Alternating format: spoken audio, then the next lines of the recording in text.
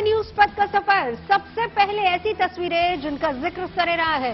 ये तस्वीरें सुर्खियों में भी हैं और सोशल मीडिया पर भी। इससे आपका बाखबर होना जरूरी है क्योंकि चौराहे पर इन्हीं की चर्चा है। केदारनाथ धाम जाने वाले श्रद्धालुओं के लिए गुड न्यूज आई। दरअसल अब वहां 24 में से 22 घंटे तक मंदिर खुला रखने का फैसला लिया गया। लगातार बढ़ती यात्रियों की भीड़ के बाद बद्री केदार मंदिर समिति ने इस प्रस्ताव को लागू कर दिया। इससे यात्रियों को भी परेशानी नहीं होगी और वहां भीड़ भी जल्दी हटती रहेगी। केदारनाथ धाम की यात्रा पर इस बार रिकॉर्ड 25,000 तीर्थयात्री हर दिन पहुँच रहे हैं। तेलंगाना के बेगमपेट रेलवे स्टेशन में आरपीएफ की सिपाही ने एक महिला यात्री को हादसे का शिकार होने से बचा लिया। इस घटना से जुड़ा सीसीटीवी वीडियो भी सामने आया। इसमें दिखाई दे रहा है कि जब एक महिला यात्री चलती ट्रेन में चढ़ने की कोशिश कर रही है तो दूसरे यात्रियों की टक्कर और जल्दबाजी में उसका पैर फिसल गया। इसके बाद उसे बिना देर किए सिपाही और वहां मौजूद एक शख्स ने अपनी तरफ खींच लिया ताकि वो ट्रेन के नीचे न आ जाए। इस तरह महिला यात्री की जान बच गई। पुणे स्टेशन पर डेक्कन क्वीन ट्रेन का 94वां जन्मदिन मनाया गया। इस मौके पर वहां एक कार्यक्रम भी आयोजित हुआ जिसमें ट्रेन के आने पर केक भी काटा गया। इस मौके पर महाराष्ट्र के मंत्री चंद्रकांत पाटिल भी मौजूद रहे। डेक्कन क्वीन को भारतीय रेलवे में 1 जून 1930 को शामिल किया गया था। रेलवे की शुरू की ये पहली डीलक्स ट्रेन थी। ये मुंबई और पुणे के बीच चलती है। मध्य प्रदेश के खरगोन में एक शादी समारोह के दौरान बवंडर आया जिससे वहां लगा टेंट और दूसरा सामान हवा में उड़ गया। इस घटना से जुड़ा एक वीडियो भी सामने आया। दरअसल जब वहां खेत में लगे टेंट के अंदर खाना खिलाया जा रहा था तो वहां बवंडर आने से अफरा तफरी मच गई। ये बवंडर इतना तेज था कि वो टेंट, चटाई और बिस्तर सभी को 1000 फीट तक उड़ा ले गई। इसके बाद सभी बारातियों को बिना भोजन किए दुल्हन को लेकर वापस लौटना पड़ा।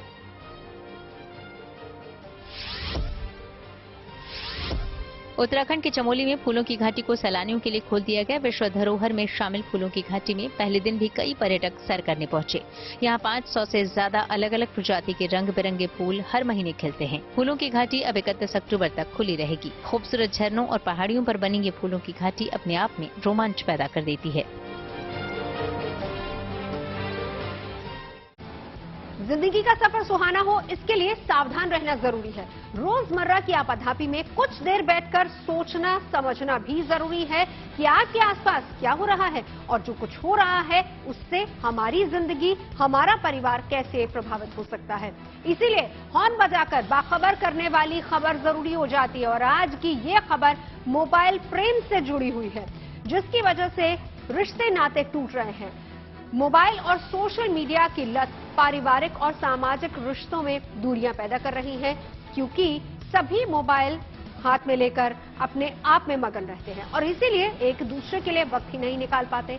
लेकिन आप ये जानकर चौंक जाएंगे कि मोबाइल के लिए एक पत्नी ने अपने पति को छोड़ दिया और वो भी तब जब शादी के बस 15 दिन ही हुए थे। बिहार के हाजीपुर की यह घटना हमें सोचने के लिए बाध्य कर देती है। मोबाइल ने जिस तरह से हमारी जिंदगी में अपनी दखल बढ़ाई है, रिश्ते नातों के लिए स्पेस कम हो गया है, लेकिन ये ना तो परिवार के लिए ठीक है और ना ही समाज के लिए। इसीलिए जरूरी है कि मोबाइल प्रेम की समस्या पर हॉर्न बजाया जाए।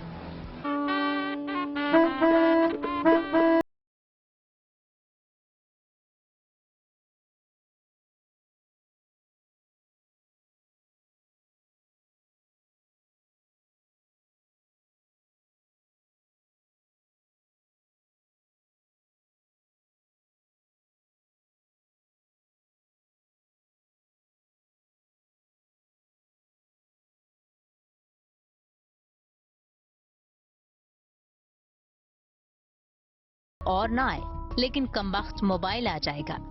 और मोबाइल की माया देखी। हाजीपुर में शादी के 15 ही दिन हुए थे कि मोबाइल की वजह से मियां और बीवी अलग हो गए। शौहर को इस बात पर एतराज था कि बीवी मोबाइल पर फेसबुक और इंस्टाग्राम चलाती है, लेकिन बीवी ने साफ कह दिया कि मोबाइल नहीं छूटेगा, शादी टूटती है तो टूट जाए। हो सकता है ये बात आपको मजाक लगे, लेकिन हकीकत है। मोबाइल की वजह से शादी टूटने की ये पहली घटना हो सकती है, लेकिन तमाम पारिवारिक और सामाजिक रिश्तों पर मोबाइल का मोहजाल भारी पड़ रहा है और जानकार मान रहे हैं कि इसकी वजह से रिश्ते कमजोर पड़ रहे हैं क्योंकि मामला घर और समाज से जुड़ा है। लिहाजा जरूरी है कि इसे लेकर सावधानी वाला हॉर्न बजाया जाए।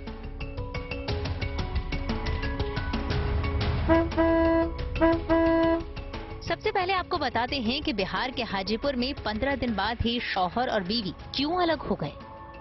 कहानी ये है कि इलियास का निकाह धूमधाम से सबा खातून से हुआ था, लेकिन ससुराल में सबा के हाथ में हर वक्त मोबाइल फोन रहता था। बताया जा रहा है कि सबा फेसबुक और इंस्टा जैसे सोशल मीडिया प्लेटफॉर्म पर हमेशा एक्टिव रहती थी। घर पर ध्यान नहीं देने की वजह से शौहर ने उसे रोकना टोकना शुरू किया। लड़की की शादी हुई थी और इंस्टाग्राम चलाती थी वो, तो इंस्टाग्राम में वो अपना फोटो वगैरह डालती थी। मुस्लिम फैमिली होने के कारण थोड़ा सा वो लोग कंजर्वेटिव माइंड का था और लड़की को बोला कि आप इंस्टा के नई शादी हुआ है, आप इंस्टाग्राम फोटो मत डालिए। और इसी क्रम में यही विवाद के कारण ही विवाद बढ़ गया। नई नवेली दुल्हन का हर वक्त सोशल मीडिया इस्तेमाल करना न तो पति के समझ में आया और न ससुराल वालों के।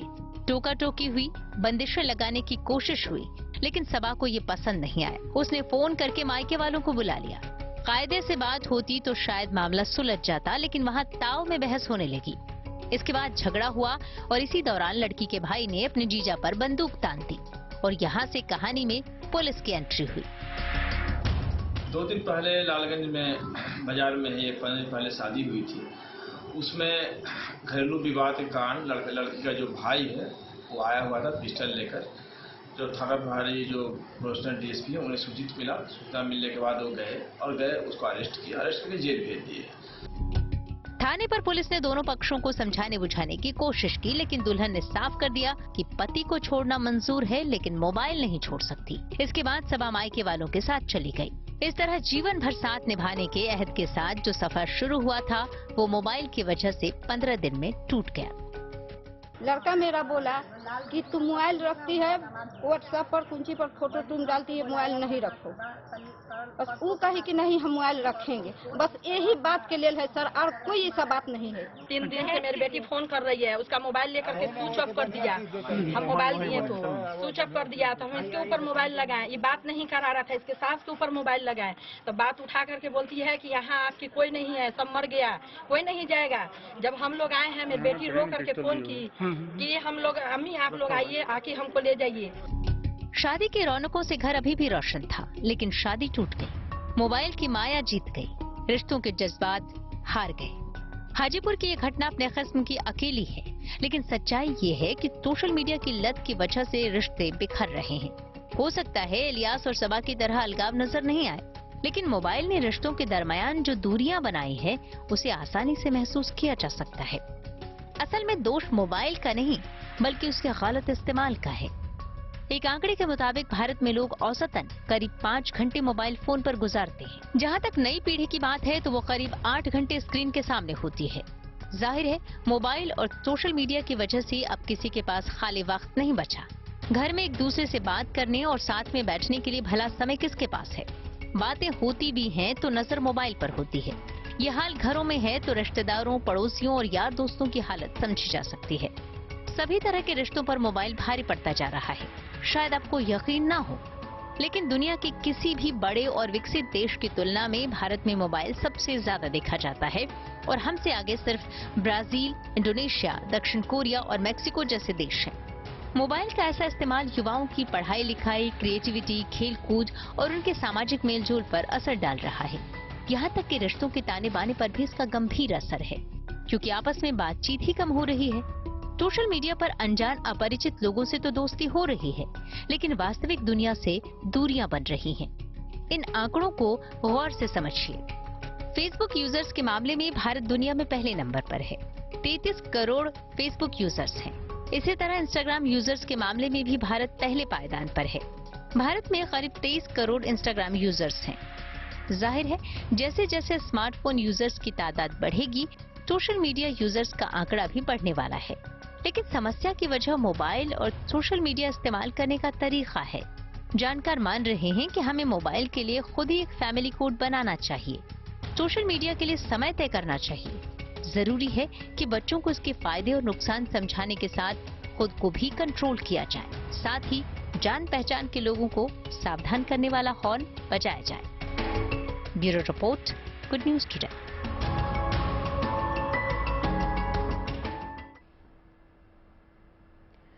चिंता की बात तो यह है कि मोबाइल की लत युवाओं और बच्चों में बढ़ती जा रही है। इसकी वजह से कम उम्र में ही वो परिवार और समाज से कट जाते हैं। डर है कि वो वास्तविक दुनिया के भावनात्मक रिश्तों से कट जाएंगे। वर्चुअल दुनिया से उनका लगाव ऐसा है कि वो इसके लिए कुछ भी कर सकते हैं। हरियाणा के फरीदाबाद में 15 साल की एक बहन ने 12 साल के अपने भाई की गला दबाकर हत्या कर दी, क्योंकि भाई ने बहन को गेम खेलने के लिए मोबाइल फोन नहीं दिया था। माता पिता काम पर गए थे और उस दौरान बहन ने एक कदम उठाया। बेशक ऐसी घटनाएं कम होती हैं, लेकिन फिर भी इनसे सबक लेने की जरूरत है। मोबाइल फोन और सोशल मीडिया का हमारा रिश्तों पर क्या असर पड़ रहा है और इससे कैसे बचा जा सकता है, इसे लेकर हमने बात की गंगाराम अस्पताल के डॉक्टर राजेश गोयल से। फोन ने तो काफी चीजें खत्म कर दी। रिश्ते नाते, एक दूसरे के साथ बैठना, बात करना, शेयर करना, ये फोन तो दिखने में बहुत छोटा सा लगता है, लेकिन असल में इंसान का बहुत कुछ खा गया। जज्बात खत्म कर दिए। ये तो आप सोचेंगे कि मैं फिलोसफिकल बात कर रहा हूं, लेकिन अगर टेक्निकल बात पे आए तो अगर एक दिन में फोन का इस्तेमाल करीब करीब 3 घंटे से ज्यादा हो जाए बिना काम के, कुछ लोगों का देखिए काम फोन पे होता है, बच्चा पढ़ रहा है अगर फोन पे क्लास चल रही है, या कोई फोन पे अपना ऑफिस का काम कर रहा है, वो तो एक अलग चीज हो गई। लेकिन सिर्फ मजे के लिए, गेमिंग के लिए या सोशल मीडिया प्लेटफॉर्म को यूज करने के लिए अगर दिन भर में 3 घंटे से ज्यादा फोन का इस्तेमाल होता है तो इसको हम फोन एडिक्शन की कैटेगरी में रखते हैं। अगर कोई भी व्यक्ति अपने घर परिवार से, जहां उसकी नई नई शादी हुई, अगर उससे ज्यादा तवज्जो वो एक फोन को दे रही है, तो आप ये मान के चलिए कि वो किसी भी रिश्ते में क्या सेटल होगी। उसके लिए तो हर रिश्ते से बड़ा फोन हो गया ना। और अगर वो फोन से इतनी एडिक्ट है तो उसको अपना नॉर्मल जीवन भी वो कैसे एंजॉय करेगी? ना तो वो कोई काम कर पाएगी ठीक से, क्योंकि उसका दिमाग तो फोन में ही रहेगा, और ना बाकी किसी रिश्ते को मेंटेन करेगी तो लाइफ को ठीक ढंग से जी पाएगी। तो ऐसे व्यक्तियों को तो डेफिनेटली कहीं ना कहीं फोन के डी एडिक्शन की या फोन से नशा मुक्ति की प्रॉपर ट्रीटमेंट की जरूरत है। पहले होता था कि लोग अपना काम वाम निपटा के अगर रूम में जाते थे, उनके पर्सनल मूवमेंट्स होते थे। अब क्या, एक तरफ हस्बैंड मुंह करके अपना फोन ले लेता है, एक तरफ वाइफ मुंह करके अपना फोन ले लेती है, जिस वजह से उनके संबंधों में जो अपनापन आना चाहिए वो ही नहीं आ पा रहा। और जरा सी छोटी सी बात होती है, क्योंकि इमोशनल कांटेक्ट नहीं है, तो उनके वाद विवाद होने लगते हैं, संबंध खराब हो जाते हैं। तो इसलिए इसकी तो एक सीमा तय करना और इसको अपने इंपॉर्टेंट क्षणों से दूर रखना, अपने बेडरूम से या ऐसी कई जगह जहां इसकी जरूरत नहीं है वहां से दूर रखना, ऑफ रखना या साइलेंट मोड पे रखना बहुत जरूरी है। केजरीवाल ने अध्यादेश पर चेन्नई में की तमिलनाडु के मुख्यमंत्री स्टालिन से मुलाकात, तो ब्रजभूषण शरण सिंह ने फिर पहलवानों के आरोपों को बताया गलत। चलते हैं न्यूज एक्सप्रेस वे पर, जहां देश भर की कुछ और जरूरी खबरें मौजूद हैं।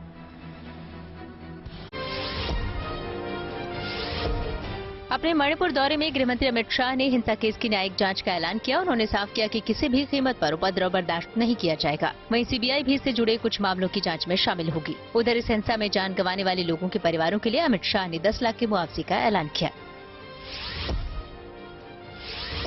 भारत दौरे पर आए नेपाल के प्रधानमंत्री पुष्प कमल दहल प्रचंड ने दिल्ली में पीएम मोदी से मुलाकात की। इस दौरान दोनों देशों के बीच कई अहम समझौते भी हुए। पीएम मोदी ने अपने भाषण में कहा कि दोनों देशों के रिश्ते मजबूत होने से व्यापार को भी बढ़ावा मिलेगा।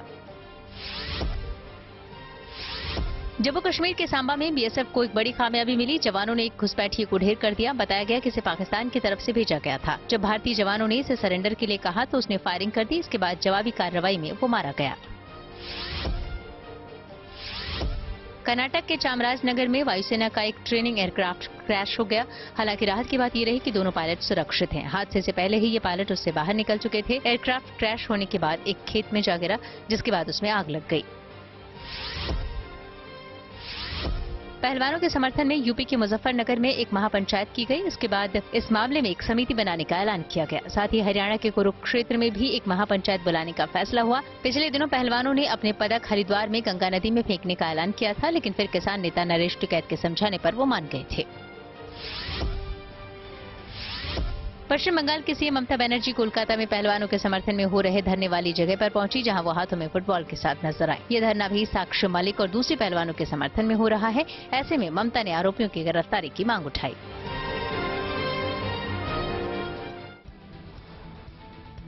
खबरों के एक्सप्रेसवे से आगे रुख करते हैं सियासी ढाबे का, जहां आज की सबसे दिलचस्प खबर मौजूद है।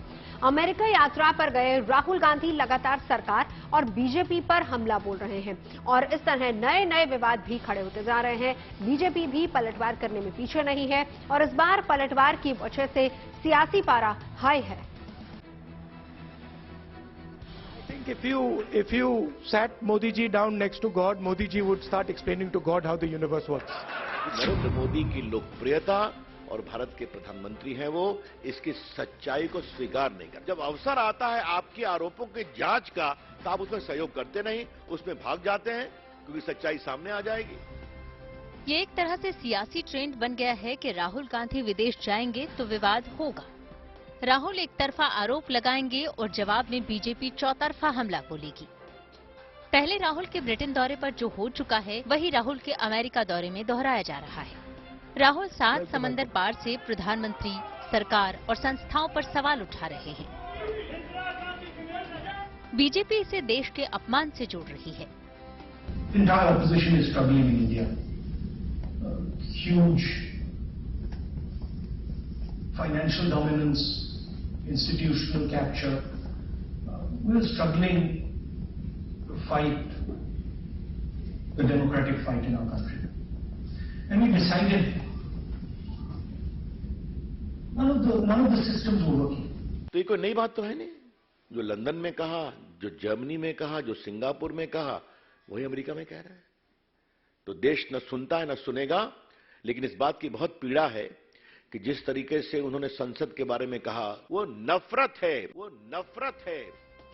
दिलचस्प बात यह है कि बीजेपी अब राहुल गांधी को उनके ही जुमले से घेर रही है। राहुल मोहब्बत की दुकान खोलने की बात कहते हैं, बीजेपी उन पर नफरत का बाजार फैलाने का आरोप लगा रही है। राहुल देश के विकास को लेकर सरकार की नीतियों पर उंगली उठा रहे हैं तो बीजेपी जीडीपी के आंकड़े दिखा रही है। It's about a set of institutions that support the opposition. And those institutions, by the capture, certainly want playing the role that they're supposed to play. And so we decided to do something quite strange. We just decided to walk across the country.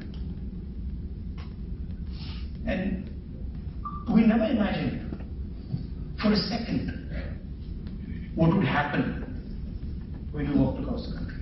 आपका मोहब्बत का पैगाम एक बहाना है नरेंद्र मोदी की अगुवाई में भारत के विकास के खिलाफ दुनिया में नफरत का बाजार फैलाना आपकी प्राथमिकता है। राहुल गांधी जी, आज आपके सारे नफरत के बाजार के झूठ को जीडीपी की दरों ने अपने आप में रिजेक्ट किया है।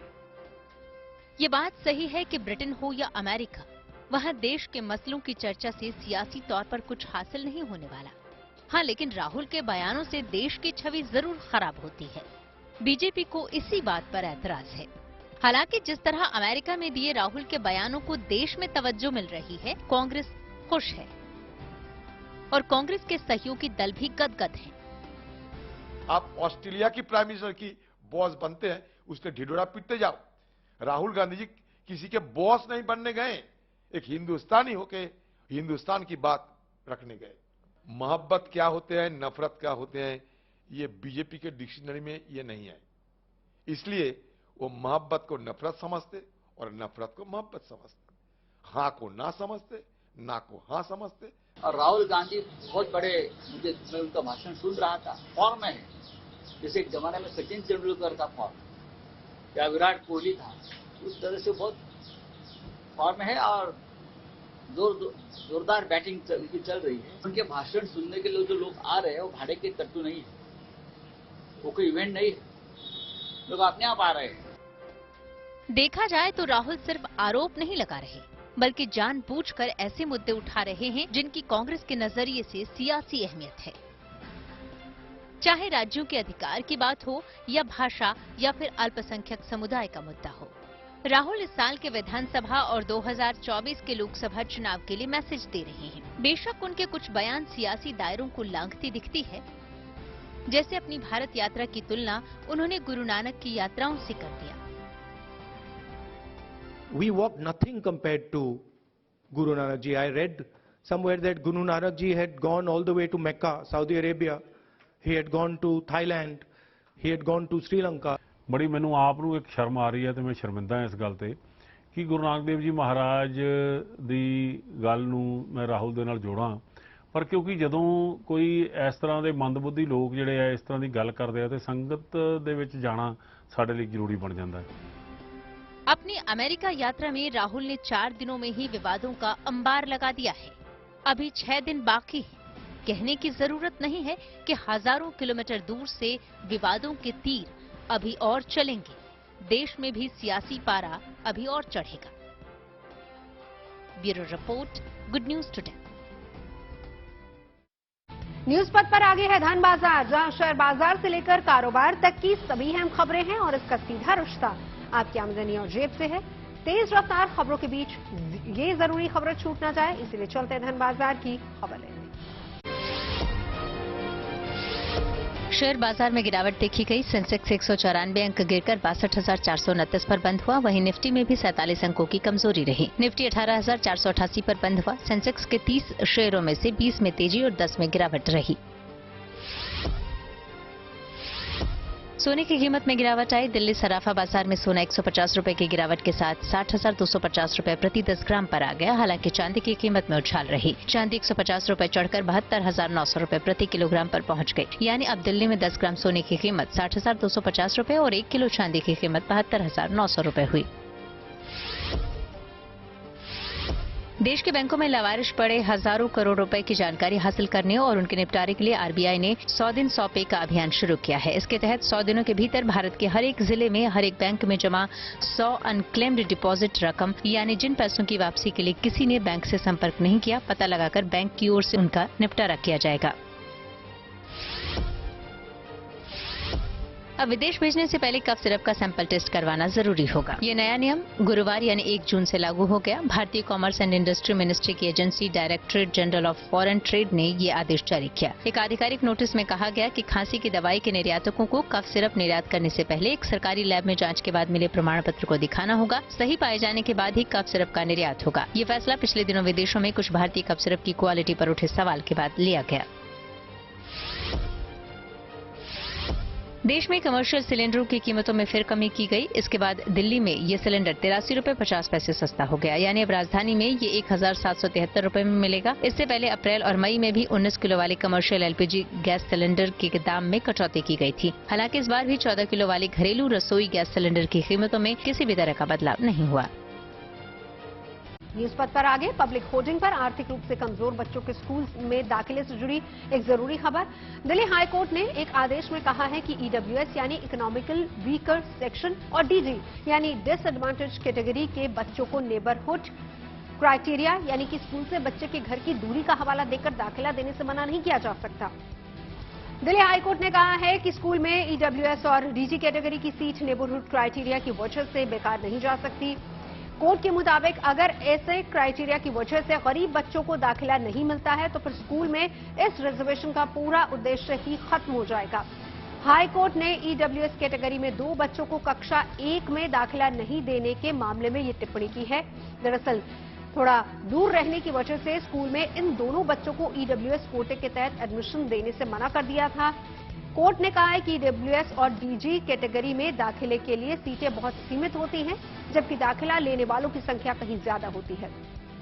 ऐसी स्थिति में इन कैटेगरीज में दाखिला देने के दौरान ये संभव नहीं है कि नेबरहुड क्राइटेरिया का सख्ती से पालन किया जाए और इसीलिए अगर किसी स्कूल में ईडब्ल्यूएस और डीजी कोटे की सीटें खाली हैं तो ऐसे बच्चों को भी दाखिला देने की जरूरत है जो भले ही थोड़ा दूर रहते हों। ईडब्ल्यूएस का मतलब उन बच्चों से है जिनके परिवारों की सालाना आय 1 लाख रुपए से कम है, जबकि डीजी कैटेगरी में SC, ST, OBC, non creamy layer, अनाथ, ट्रांसजेंडर और एचआईवी पीड़ितों के बच्चे आते हैं। कोर्ट में स्कूल की तरफ से दलील दी गई कि बच्चे स्कूल से लगभग 4 किलोमीटर की दूरी पर रहते हैं, इसीलिए नेबरहुड क्राइटेरिया का पालन नहीं होने की वजह से दाखिला नहीं दिया जा सकता। वहीं बच्चों की तरफ से वकील ने कहा कि बच्चे स्कूल से ट्रांसपोर्ट की सुविधा नहीं लेंगे और वो खुद ही स्कूल पढ़ने आ सकते हैं। दोनों पक्षों को सुनने के बाद कोर्ट ने स्कूल की आपत्ति को खारिज कर दिया और दोनों बच्चों को ईडब्ल्यूएस डीजी कैटेगरी के तहत एडमिशन देने का आदेश दिया गया। रूस में व्हाट्सएप पर लगा बड़ा जुर्माना। टेक्नोलॉजी से जुड़ी ऐसी हर जरूरी खबर को जानने के लिए और समझने के लिए आपके लिए चलते हैं डिजिटल गली। डेनमार्क के प्रधानमंत्री मेटे फ्रेडरिक्सन ने अपनी संसद में जो भाषण पढ़ा वो आर्टिफिशियल इंटेलिजेंस चैट जीपीटी से पढ़ा था। ये बात उन्होंने खुद स्वीकार की। मेटे ने अपने भाषण के दौरान कहा कि ये संबोधन न तो खुद उन्होंने लिखा और न ही किसी इंसान ने। इसके नोट्स चैट जीपीटी से तैयार हुए। रूस में व्हाट्सएप पर भारी जुर्माना लगाया गया। खबर है कि वहां की एक अदालत ने व्हाट्सएप पर बैन कंटेंट को नहीं हटाने पर यह कार्रवाई की। अब व्हाट्सएप को 3 मिलियन रूबल यानी भारतीय रुपयों के हिसाब से 31 लाख रुपए हर्जाने के तौर पर देने होंगे। अमेरिकी अंतरिक्ष एजेंसी नासा ने यूएफओ को लेकर एक बैठक की। इस दौरान 16 सदस्यों ने अपने अपने अनुभव साझा किए।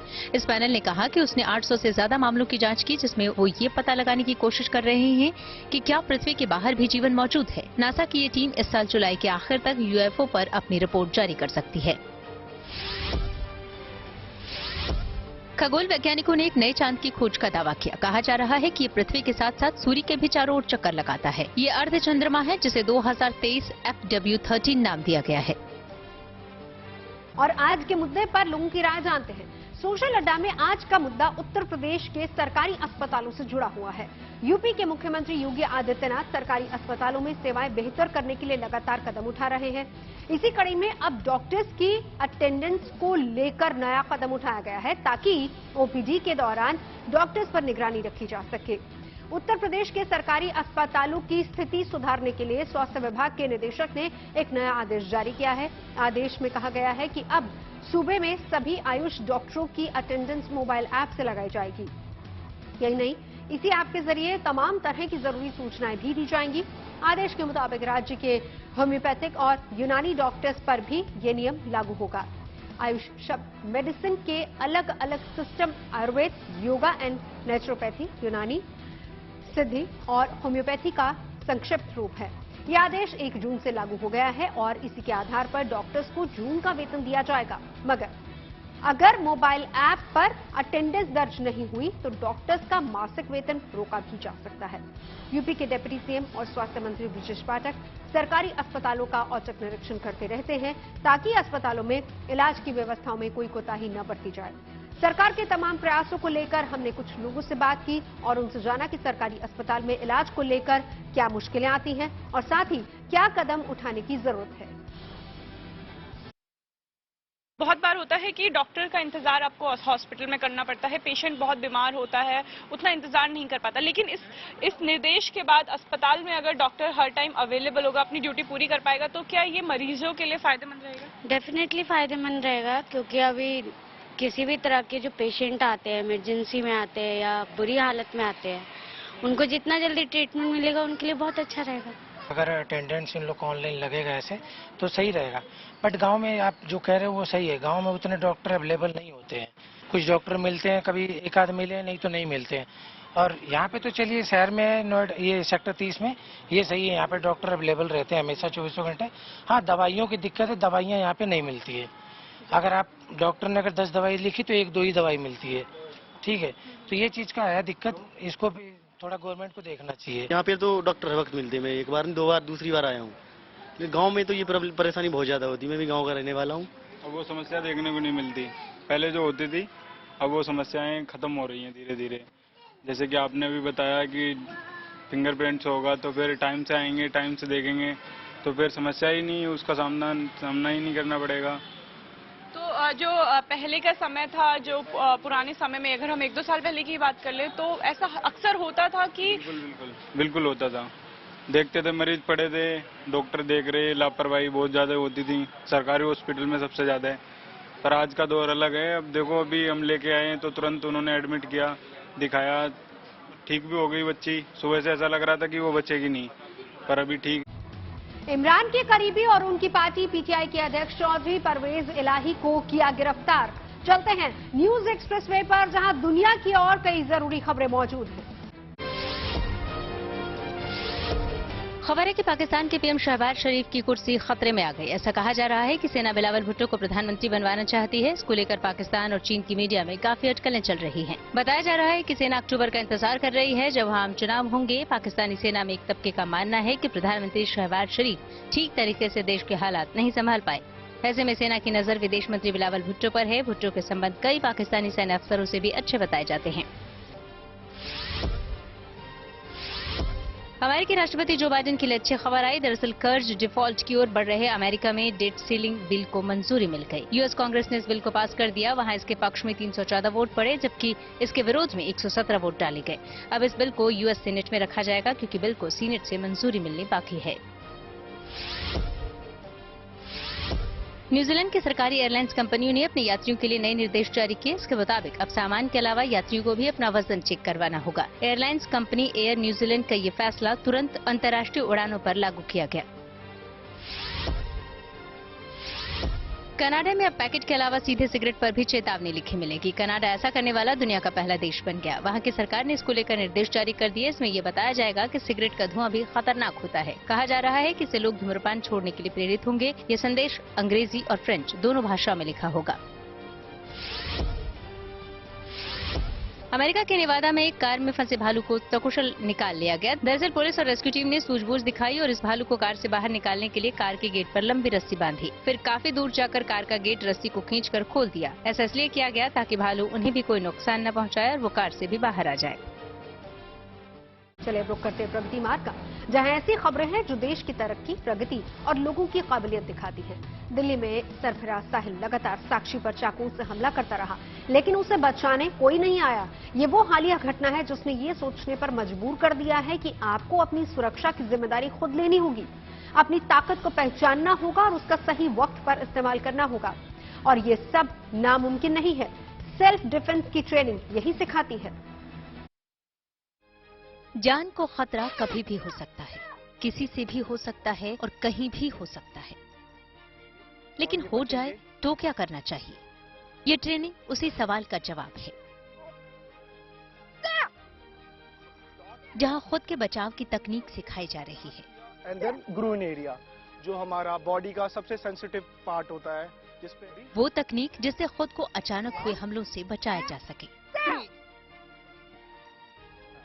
सेल्फ डिफेंस की तकनीक नई नहीं है, सालों से इसे सिखाया और अपनाया जाता रहा है। लेकिन हाल ही में दिल्ली में साक्षी नाम की लड़की की जिस तरह से चाकू से गोदकर हत्या की गई, उसके बाद ये सवाल हर किसी के जहन में उठ रहा है कि आखिर आम लोग अचानक आए ऐसे हालात से कैसे निपटें? जिन्होंने कराटे का प्रशिक्षण नहीं लिया है वो क्या कर सकते हैं? हमने ये सवाल उनसे ही पूछ लिया जो सेल्फ डिफेंस की ट्रेनिंग देते हैं।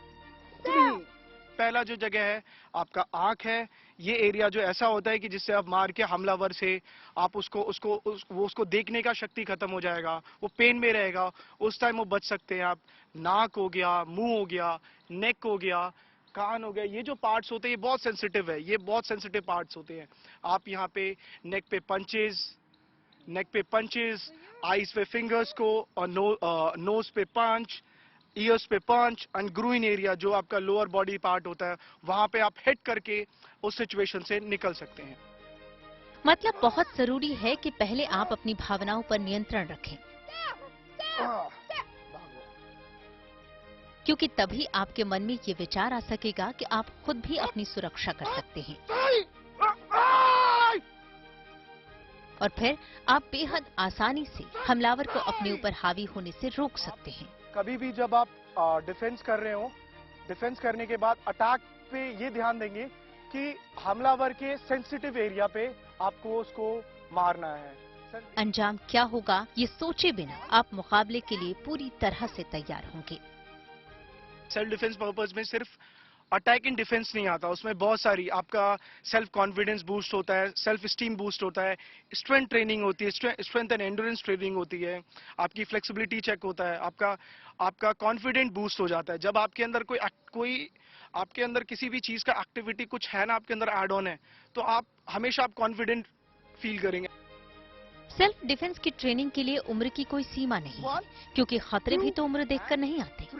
लिहाजा हर उम्र के लोग जब चाहें थोड़ा वक्त देकर अपनी सुरक्षा के लिए खुद को तैयार कर सकते हैं, क्योंकि यहाँ सिर्फ बचाव की तकनीक ही नहीं सिखाई जाती, आपको बचाव के लिए तैयार होना भी सिखाया जाता है। मेरे को दिखना बंद हो जाएगा और मैं काफी पेन में हो जाऊंगा, मैं इसका गला अपने आप छोड़ दूंगा, ताकि आप अपनी क्षमता का भरपूर इस्तेमाल कर सकें। कई लोग चाहते हैं सेल्फ डिफेंस सीखना। ऐसी लड़कियां भी जो कॉर्पोरेट्स में काम कर रही हैं या फिर दिन भर बिजी हैं, उन्हें लगता है कि टाइम नहीं है, टाइम कब निकालेंगे, तो कुछ घंटों की बात है और कुछ महीनों की बात है, आप ऐसी ट्रेनिंग का हिस्सा जरूर बनिए, ताकि अगर किसी पर इस तरह की कोई मुसीबत आए, भगवान न करे आए, लेकिन अगर आए तो आप तैयार हों खुद को बचाने के लिए। कैमरामैन शैलेंद्र के साथ Manish Chaurasia, good news today, Noida. Kerala के इडुक्की में ट्रैफिक पुलिस, मंत्री और लोगों ने मिलकर एक लड़की की जान बचा ली। दरअसल 17 साल की एना मारिया अपनी दादी के निधन के बाद हो रही कुछ रस्मों में शामिल होने के लिए चर्च पहुंची थी। इसी दौरान मारिया को दिल का दौरा पड़ गया। इसके बाद उसे तुरंत नजदीक के अस्पताल में ले जाया गया, जहां से डॉक्टर्स ने इस लड़की को अच्छे इलाज के लिए जल्द से जल्द कोच्चि ले जाने की सलाह दी। फिर राज्य की कैबिनेट मंत्री और उसी इडुक्की इलाके से ताल्लुक रखने वाले मंत्री रोशी ऑगस्टिन को इसकी जानकारी दी गई, तो उन्होंने तुरंत सोशल मीडिया पर पोस्ट लिखी और लोगों से वो रूट पूरा खाली करने की अपील की, ताकि जल्द से जल्द इस लड़की को अस्पताल पहुंचाया जा सके। अमूमन 135 किलोमीटर का ये सफर 4.5 घंटे में तय होता है, क्योंकि वहां काफी भीड़भाड़ होती है और रास्ते भी टेढ़े मेढ़े हैं। लेकिन पुलिस और लोगों के सहयोग से इसे महज 2.5 घंटे में तय कर लिया गया। एम्बुलेंस समय पर अस्पताल पहुंची। इस पर परिवार और मंत्री ने लोगों के सहयोग और ट्रैफिक पुलिस से मदद की तारीफ की है।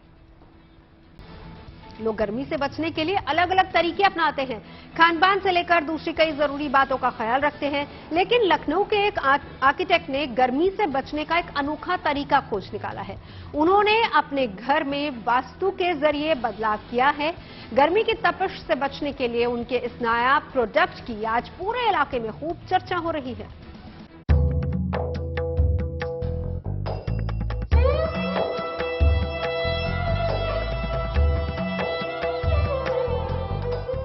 पुराने समय में लोग घर में झरोखे बनवाते थे, जिनकी खास तरह की आकृति गर्मियों के मौसम में घर या इमारत को ठंडा रखती थी। मगर ऐसी ठंडक आज सीमेंटेड घरों की चारदीवारी के अंदर लगे एसी कूलर की वजह से मुमकिन नहीं। लोगों की इसी समस्या को दूर करने की कोशिश की लखनऊ के आर्किटेक्ट अनंत कृष्णा ने, जिन्होंने कुछ ऐसी इको वॉल तैयार की। ये मिट्टी के घड़ों के जैसी आकृति है। अनंत के अनुसार इसमें एरोडायनेमिक्स काम करता है, यानी सरल शब्दों में समझें तो इसमें बने छोटे छोटे छेद में पानी पड़ता है, तो ये बाहर से आने वाली गर्म हवा को ठंडी हवा में बदल देता है। अनंत ने इस इको वॉल को अपने ऑफिस में लगाया है। वो कहते हैं कि लोगों के लिए ये इको वॉल काफी अफोर्डेबल है। एक्चुअली काफी अफोर्डेबल है। एक तरीके से ये एक तरीके का फुआरा या फाउंटेन है, और फाउंटेन की कॉस्ट लैक्स में होती है जब हम लोग प्रपोज करते हैं, तो उसके आगे तो ये कुछ हजारों का ही है और अच्छा खासा एरिया कवर कर रहा है। तो नेचुरल भी बहुत फायदे हैं, एस्थेटिकली भी खूबसूरत है, पानी की वो आवाज भी आपको सुनाई दे रही है, लोकल क्राफ्टमैन भी इससे एम्प्लॉयमेंट पा रहे हैं। तो I think this is one solution for a lot of problems. वैसे तो गर्मी में ठंडक पाने का ये तरीका नेचुरल बताया जा रहा है, जिसे बकौल अनंत लोग बाग पसंद भी कर रहे, मगर साथ ही अनंत ये कहते हैं कि फिलहाल तो लोगों की एसी कूलर वाली आदत को एकदम बदलना मुमकिन नहीं। इतनी जल्दी we can not ask them to change their habit. अगर एसी इस्तेमाल कर रहे हैं तो अभी अचानक से शायद वो बदलाव नहीं कर सकते, पर हाँ लोगों ने इंटरेस्ट बहुत दिखाया है इसकी तरफ कि कुछ ऐसा हमें भी चाहिए, और कुछ ऑर्डर्स हैं, कुछ साइट्स हैं जहाँ पे हम लोग ये इंस्टॉल भी कर रहे हैं, तो रिस्पॉन्स तो काफी पॉजिटिव आया है अभी। अनंत के अनुसार गर्मी में ठंडक का एहसास देने वाली इस इको वॉल को घर, गार्डन कहीं भी लगाया जा सकता है। देखने में बेहद सुंदर और सजावटी इको वॉल को आज लोग खरीदने के लिए अनंत से संपर्क भी कर रहे हैं। बात होती है टेक्नोलॉजी की, उसके साथ ही साथ एस्थेटिक्स की, दोनों चीजें इसमें हैं, क्योंकि घरों में ऐसे खूबसूरत सजावटी जो स्ट्रक्चर हैं घड़े वैसे देखे होंगे आपने, लेकिन ये सिर्फ यूं ही सजावट नहीं है, इससे राहत मिलेगी गर्मी में। और जो एसी लोग चलाते हैं जिससे बहुत ज्यादा बिजली का बिल भी आता है और एक तरह से जो नेचुरल नहीं है, उससे भी आप इस तरह के जो वॉल है, इको फ्रेंडली जो एक तरीका है इको वॉल, उसको लगा करके आप राहत पा सकते हैं, उसकी जगह आप इसको लगा सकते हैं। तो ये एक तरीका निकाला है अनंत कृष्णा जी ने। वीडियो जर्नलिस्ट गौरव गुप्ता के साथ शिल्पी सेन, लखनऊ। धोनी के प्रशंसकों के लिए आई गुड न्यूज। खेल जगत की कुछ और खबरों को जानने के लिए रुक करते हैं खेल चक्कर का। महेंद्र सिंह धोनी ने मुंबई में अपने घुटने की सर्जरी करवाई। ये सर्जरी वहां के कोकिलाबेन अस्पताल में हुई, जो सफल रही। बताया गया कि धोनी ने उसी डॉक्टर से सलाह ली थी जिन्होंने ऋषभ पंत का इलाज किया था। पिछले दिनों आईपीएल के दौरान धोनी घुटने पर स्पेशल पट्टी लगाकर खेलते नजर आए थे। ऐसे में ये आईपीएल खत्म होने के तुरंत बाद उन्होंने सर्जरी करवाई। इस सर्जरी को लेकर सीएसके के सीईओ काशी विश्वनाथ ने बताया कि उनकी धोनी से बात हुई और वो ठीक है। धोनी फिलहाल कुछ दिनों तक डॉक्टरों की निगरानी में रहेंगे। क्रिकेटर युजवेंद्र चहल का एक वीडियो सोशल मीडिया पर वायरल हो गया। इसमें वो कुछ युवाओं के साथ सड़क पर क्रिकेट खेलते नजर आए। इस वीडियो में युजी गेंदबाजी के बजाय बल्लेबाजी करते दिखे, जिसके बाद कई क्रिकेटरों ने उनकी पोस्ट पर कमेंट किए। राशिद खान ने लिखा कि यहाँ तो छक्का मार दिया भाई। वहीं युजवेंद्र की पत्नी धनुश्री ने कमेंट किया कि क्या मजेदार दिन था। थाईलैंड बैडमिंटन ओपन में लक्ष्य सेन जीत के साथ क्वार्टर फाइनल में पहुंच गए। उन्होंने अपने मुकाबले में 21-17 और 21-15 से जीत हासिल की। वहीं किरण जॉर्ज ने फिर उलटफेर करते हुए चीन के वेंग होंग येंग को हरा दिया। किरण ने ये मैच 21-11 और 21-19 से जीता। टेनिस खिलाड़ी यूकी भांबरी और उनके फ्रांस के जोड़ीदार Saket Maineni French open doubles के दूसरे दौर में पहुंच गए। उन्होंने मुकाबले में 6-3 और 6-2 से जीत हासिल की। FIH प्रो हॉकी लीग में शुक्रवार को भारतीय टीम बेल्जियम से भिड़ेगी। ये मुकाबला लंदन में खेला जाएगा। इस मुकाबले से पहले कप्तान हरमनप्रीत सिंह का बयान आया। उन्होंने कहा कि टीम की बाकी 6 मैचों में अच्छा प्रदर्शन करने पर निगाहें हैं, ताकि टीम पूल टेबल पर टॉप पर आ सके। न्यूज 5 में अभी के लिए बस इतना ही। आप देखते रहिए गुड न्यूज टुडे।